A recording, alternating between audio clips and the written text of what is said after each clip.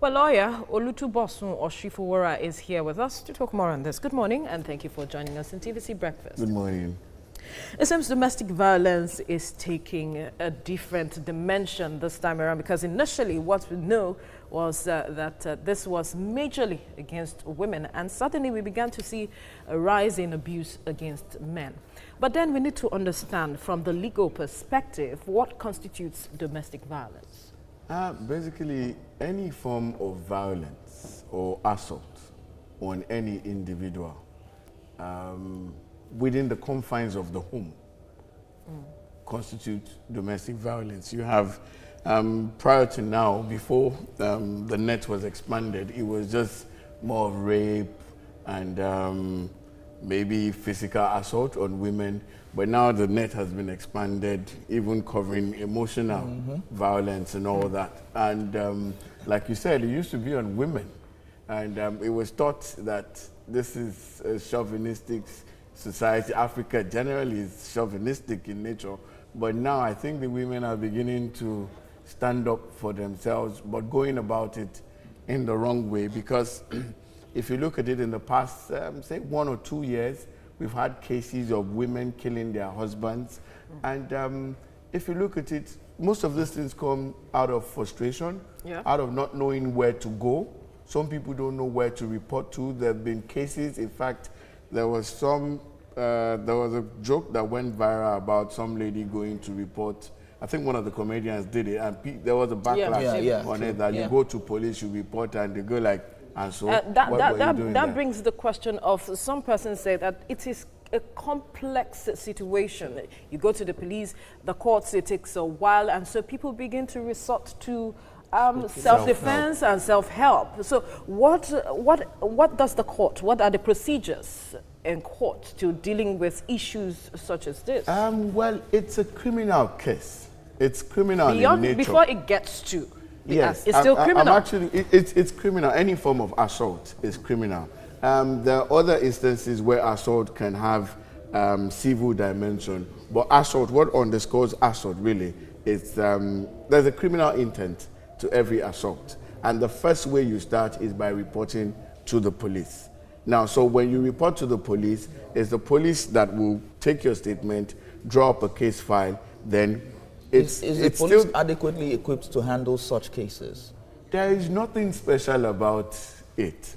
What the problem with police not reporting, no, you report to the police, but the police not prosecuting such cases is most times they play it down, they feel, okay, there's still love, particularly the ones that have family issue most of the time. It's a family issue, go back home, solve it, look at this. But that's why you find out that the thing went on the increase. But now, in the past few years, people are beginning to see a different dimension to it. And this one that people are killing themselves, resorting to self-help, now they know that, okay, this is something we must take seriously and we have to go all out. And we've seen a few convictions here and there. Though also, we've seen, also there was a case in Ibadan where someone killed her husband and got state pardon within months. These are things that it resonates within the society, and people feel that if I do this, I can go scot-free. But now with this sentence, the one of Miriam that happened just do you think that served as a deterrent? Because the following day, we had a case that was around social media of a lady killing her husband. It's a massive deterrent. I'll tell you why. I was somewhere yesterday and someone, a group of ladies were like,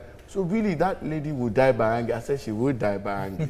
Except the higher court brings a different... She can appeal. She can appeal to the Court of Appeal. Even from there, if the Court of Appeal maintains, she can still go to the Supreme Court. Except the verdict is turned by a superior court, she's going to die by hanging. So beyond, if the case doesn't get to the point of killing a spouse, what are the punishments? There are other punishments. That's why I said it's criminal. Now, if you assault someone, maybe you maim someone or you inflict any form of mark, there are other punishments that, fine, lower punishment, definitely not by death, by hanging, but imprisonment is there. It depends on the nature also. There's also community service. All right, then it's sometimes as low as apology to the person, depending on the nature of the violence inflicted on the person. But it is definitely punishable by law. But these things, okay, you want to ask? Go ahead. What we see now is that all of this thing is going to have an impact on the mindset of the younger ones. Now, how does it impact the kids that they have? Children generally, I mean, domestic violence in the home. Unfortunately, any form of fracas or any form of problems within the family, the kids always bear the brunt. Most times the woman can always, the man, either party can walk away from the marriage and go, but you know, it takes two to run a family. Absolutely. So the defect, the whole problem rises and falls on the kids. And it's quite unfortunate, but nothing can be done. In this kind of case, except the relatives come forward, the court is left with no choice than to take the kids to the welfare services to start taking care of them. Really sad development there. Bosun Osifowora, thank you for your time on TVC Breakfast. Lawyer Bosun Osifowora is here with us to talk more on this. Thank you for joining us on TVC Breakfast. My pleasure. Now let's deviate a bit, because we know that a majority of domestic abuse perpetrated, it's against women. But now let's talk men. We see that things are changing and men are getting abused, but we do not see them come out to talk about this or even report these cases. I wonder why so? I think earlier we talked about the fact that Africa generally was a chauvinistic society, the male-dominant thing. And imagine you being the DPO of a station and I walk up to you and say, Madam, my wife just bit me. You're going to laugh, no matter how you try to hold it. I mean, like, come on, like, you can't stand up to your wife. That's the kind of orientation we have. And invariably, that's why you have people go all out, you know, violently against their partners. I mean, if your wife slaps you, the ego in you, the man in you, the African in you will come out. And particularly when people are there, come on. You want to fight for yourself. You want to. Your parents will not agree. Your siblings will not agree. Every part of you will not agree with that. So that's why people will reciprocate that action with similar or higher level of violence. But isn't that a paradox? Because a lot of times when, even if a lady comes and say, this man hits me, even if it's not true, everyone gravitates towards her. Exactly. When it comes to the man, it's a problem. Is it not does it cause a ripple effect in the society? It's the society. They believe that you're a man, you should be able to defend yourself against. Now, but it's the perception. You're supposed to defend yourself, but you're not supposed to touch a woman. Yeah, excuse this one. They'll go like, against an ordinary woman, beat you. Like, come on, like, can't you stand up? And that's the kind of orientation. And so that is where it should begin to change. Yes.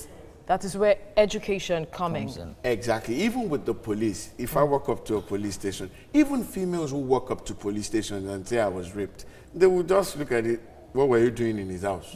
Did he come and rape you in your house? So see the way you are dressed and all of those. It's a whole lot of, we need more reorientation, not even laws now. The laws are there. The laws are always adequate. But it's the orientation. And I think it should start from primary school. In fact, from kindergarten, we should go that low and tell people that you don't abuse a fellow human being, whether male, whether female. These are the things we need to look at, because even outside, you see, then sometimes too, you could get provoked. Our level of, our threshold for anger and this, you know, working on it differ from human beings to human beings. But we should first of all understand the fact that violence is never the way. Any form of violence, whether, because okay. Let's talk. Yes, I wanted to ask a question, because when you talk about our society, we keep talking about our society, and I'm wondering, how does the issues of tradition, religion, because these are key things that drive our society, so to speak, how does it compound issues of domestic violence? You know, most of these traditions, these things, we have beliefs that we carry over. We believe the same way man is stronger than a woman, so if anything attacks, just as the same tradition that says the man is to protect the woman, feels that when the woman attacks the man or the woman tries to bring your person down, then you should still, you know, attack the same woman. So these are things we learned, and these beliefs should be changed by education, by maybe associations and bodies that are charged with responsibility to reorientate the society. Because if this is not done, that's why, let me quickly make allusion to the judgment.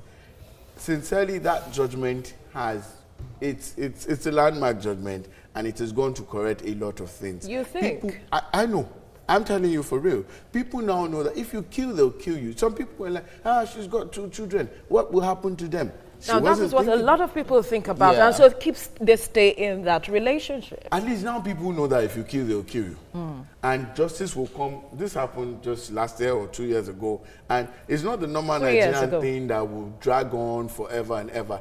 Everybody saw it. It went viral. Like, people were asking me, they called me that lawyer, so they will kill me if I kill. I said, so is your life better than my own life? So now people know. What should one do in such situations? Looking at the case of Sanda, you're angry, you're provoked. What's the next best thing? Anger is one word short of danger. You will never get the best. Once you react, I mean, the holy books, they all tell us that be angry and sin not. Once you're angry, walk away and look for the best. Go to the police. Go and report whatever it is. I know there are some instances if you get provoked in the middle of the night, you can't start going to the police station. Or where does he go? There's always another room. You can always breathe fresh air. But you know how certain persons react when they're angry, break things and destroy things and all. The first thing that should come to your mind is try and think about the consequences of this thing. It will always be beyond what you can handle. All right. Barrister Bosun Osifowora, thank you for your time. My pleasure. Breakfast. Of course, lawyer Barrister Bosun Osifowora is here with us. Thank you very much for joining us. Good morning. Good morning. My pleasure. All right, so in addressing this situation of domestic violence, what is the role of everyone, civil society groups, NGOs and the likes, in ensuring that there is more advocacy and there's more enlightenment against this? I think it has to do with, they should take more of enlightening the people. And first we should start from schools. Because if you want to change a belief, a people's belief, you have to actually go to the kids. Let's just believe that the adults are formed and there's nothing you can do about them much. Really? Well, there has to be something. Education is a continuous thing. Well, we'll keep putting it in their faces, but I mean, if you start from, we look at the new generation. You know, there's a way a kid can actually tell you, Daddy, this is not how to do things. I mean, I've had cases, people come to my office and bring things like this because I do more of family law and all those things. And, you know, you see kids come and say, we don't want to go home, my daddy beats my mommy. If your kid says that to you 2 times, you will retrace your steps. Or your kid says that where your mates are, you know that, I mean, you've crossed the line. So sometimes we can even use these kids as, but I'm even looking at it from the angle of going to schools, catching people young. The adults are a bit formed. Most times when you have a man who beats a woman on a regular, there's almost little you can do except you wield the big stick. Like you take him. I've had cause to put people behind bars. I've done divorce cases where we had to get restriction order against the men, and they can't come near the woman because anything you do, you land back in jail. But how effective, if we are saying that advocacy, it might be difficult because that's what I'm getting, especially when it comes to adults. Now, for adults, yes, it might be difficult. But then how effective are the laws in dealing with these issues? The laws are effective. Most times where you have prevalence of domestic violence, people don't report. I've had cases of following women to station, and by the time they see that they want to lock the man up, they start crying, I still love him. What do you do in that case? It's a family issue. Really? So I'm telling you, sincerely, I've seen families, I've seen people who come to my office. So it's a very complex thing to deal with. Very complex. So you have to first make the woman understand, or the victim understand that, say, if we don't take this step, this thing will continue. Your life will be in danger. If you die, nobody will take care of your kid like you. So these are things that, so advocacy is one part. The laws are there. So perhaps laws are always fine. The format which advocacy should take should be different in terms of making it clear to people that, look, these are the things involved, your children and all of that. Absolutely. Then this judgment, you know, the way it went viral, I mean, thank God for Androids and social media. Social media. But the way it went viral, I've seen the effect of people. I mean, people are now wanting, so they can kill you for killing someone. I say, so what do you expect, a handshake or a gold medal? That's not the thing. So now, then people now know, with this case, they know that, okay, now I can approach the police and my case will be heard and adequate measures or adequate punishments will be meted out. Shouldn't advocacy be taken to the police as well? Because like we have spoken about this, sometimes they feel that this issue is a family matter, so just go and resolve it. The police needs a lot.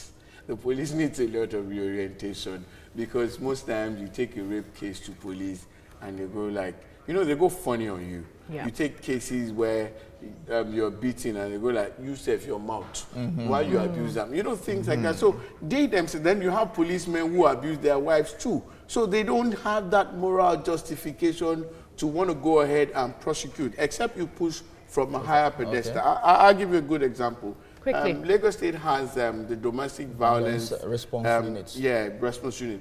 Very wonderful team. Doing great job. I've had cause to go there several times, and that's one of the things, that's one of the places where people should be made to know that exist and can take their cases there and will get justice fast and prompt. All right. Olutu Bosun Osifowora, thank you for your time on My pleasure. TVC Breakfast.